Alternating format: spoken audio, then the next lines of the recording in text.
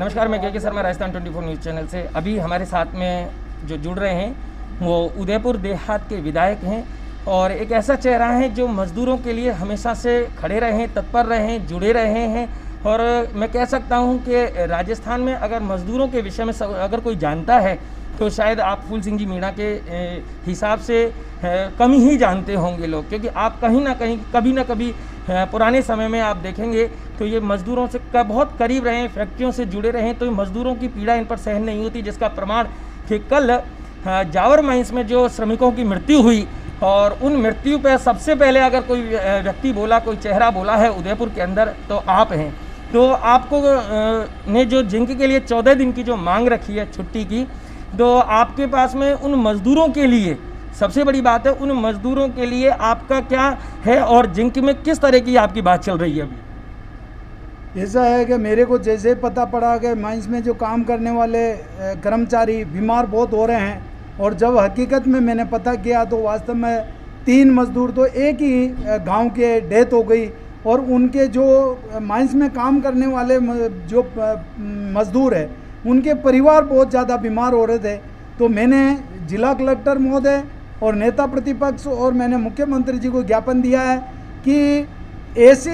महामारी से बचने के लिए आप ऐसा उपाय करें, उद्योग चले, हमें कोई तकलीफ नहीं है, मगर सेफ्टी के साथ चले। और वो जो गांव में जो पहले ये माइंस की जो गाड़ियां चलती थी दवाई की, वो बंद हो गई है, ताकि वो दवाइयों जो अगर बराबर मिलेगी तो उन गांव वालों की भी सेफ्टी रहेगी और उद्योग भी चलेगा। तो मेरी ये डिमांड है कि वास्तव में माइंस के अधिकारी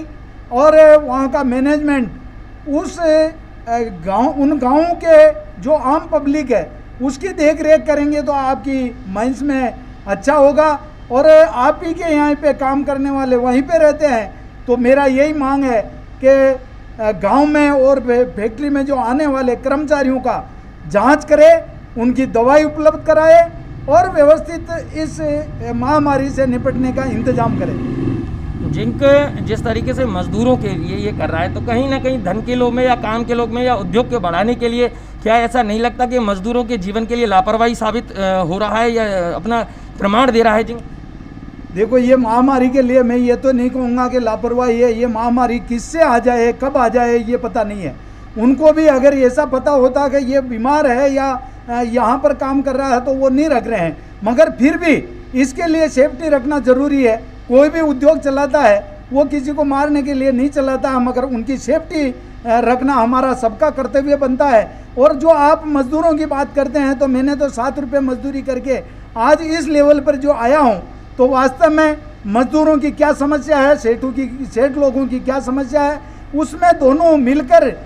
उद्योग भी चले, देश हित में काम हो और हमारा मजदूर हित में भी उनकी सेफ्टी पूरी हो। क्योंकि ये कोविड एक ऐसी महामारी है, वो किसी को नहीं बख्शती है, चाहे डॉक्टर हो, इंजीनियर हो और चाहे कोई वर्कर हो, चाहे किसान हो, किसी को नहीं छोड़ती है। आपने देखा होगा कि ये जो अभी RACB के 2 एक्शन की डेथ हो गई है, तो इसलिए डॉक्टर भी जा रहे हैं और अच्छे अच्छे अधिकारी भी जा रहे हैं, मगर वैक्सीन बराबर लगे। मैंने सुझाव दिया है हिंदुस्तान जिंक के जो अधिकारियों को कि आप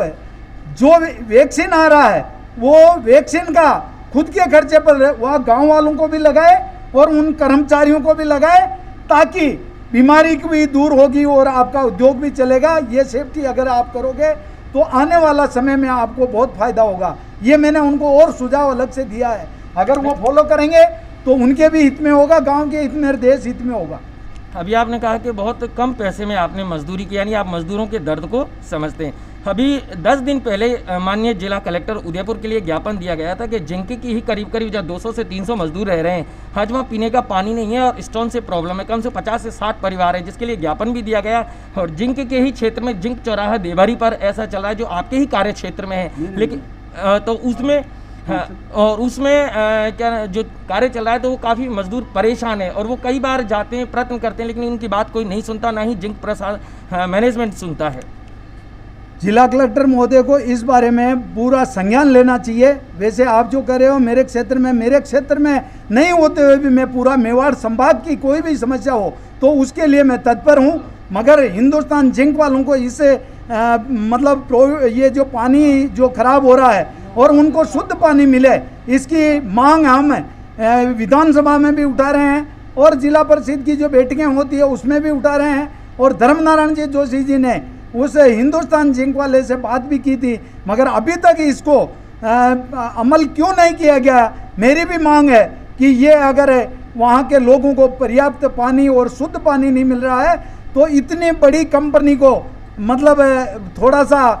मतलब सोचना चाहिए कि दुनिया के लिए आप काम कर रहे हो और आपके पड़ोस में ही हमारे मजदूर, हमारे आम नागरिक परेशान हो रहे हैं, तो उसके लिए इनको सख्त कार्रवाई करके और उनको शुद्ध पानी दे, ये मेरी मांग है। आपको नहीं लगता कि जिंक एक बड़ी फर्म होने के बाद में कभी कभी वो तानाशाही जैसा, हिटलर शाही जैसा रखता है मजदूरों के प्रति? ये मजदूरों को भी सोचना चाहिए और प्रशासन देख रहा है, उनको भी सोचना चाहिए कि अगर मजदूरों के हित में कोई काम नहीं हो रहा है, अहित करोगे तो मजदूर मालिक को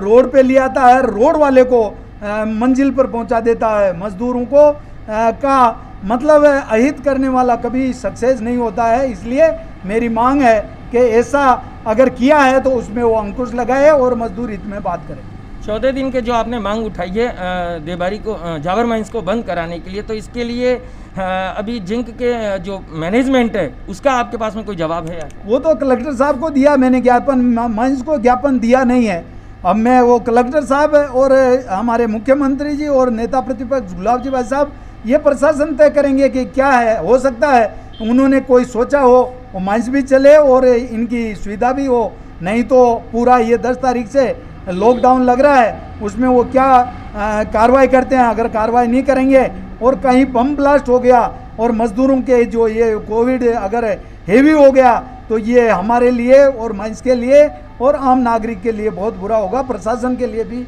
बहुत घातक होगा। बिल्कुल, आपने सुना कि कैसे हमारे उदयपुर देहात के माननीय विधायक महोदय ने अपने मजदूरों के प्रति संवेदना बताते और अपनी मांग रखी, और अभी भी यही कह रहे हैं कि मैं कलेक्टर साहब और जो शहर के विधायक हैं माननीय गुलाब जी भाई साहब, उन सब के साथ में मिलकर के जिनके बारे में ये निर्णय लेंगे। आपने हमें समय दिया उसके लिए बहुत बहुत धन्यवाद।